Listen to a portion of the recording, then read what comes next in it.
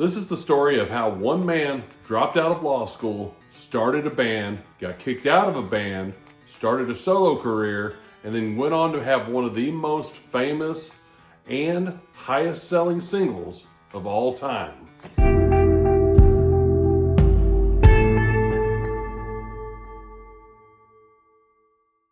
It's the 1920s, the roaring 20s, and America is in a boom. Prior to the Depression, everything was rolling pretty well for everybody. Great success. Our main character is from Spokane, Washington, and he decides that he's going to attend Gonzaga University to study a degree in law. Don't shake your head. I'm not done yet. Wait till you hear the whole thing so you can understand this now. He soon realized that his hobby of music was becoming a passion that was far more interesting than studying the books for law. I am running away from my responsibilities. It feels good.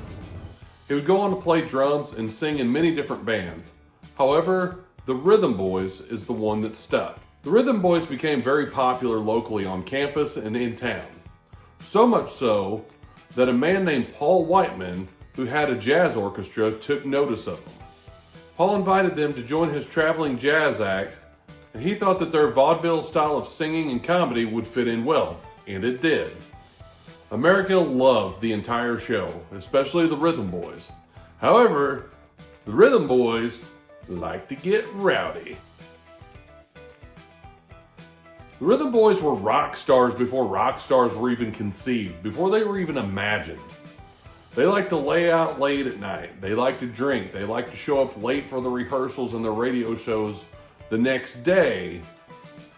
And that did not sit well with Mr. Whiteman. I've had enough! Enough! See, Paul was a stickler for standards and for discipline. And that was the exact opposite of what our, at the time, rock stars were showing. You can punch through this wall. You really are Flash Gordon. You gonna do it? I'm gonna punch through it. Come on, Sam, do it! Do it! Come on!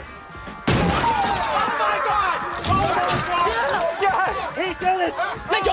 What the hell your problem? You breaking my wall! I'm breaking your wall! It wouldn't take long for Whiteman to develop a hatred of them. Maybe not a hatred, kind of. Anyway, he kicked him out of the act altogether. That's it, pal. You are out of here! They were so rowdy and so disdainful for his standards that he had no use for him anymore. But that didn't stop our main character. Our main character would go on recording and doing other work in music and becoming slightly successful. There was one factor, though, around the 1930s that really started to separate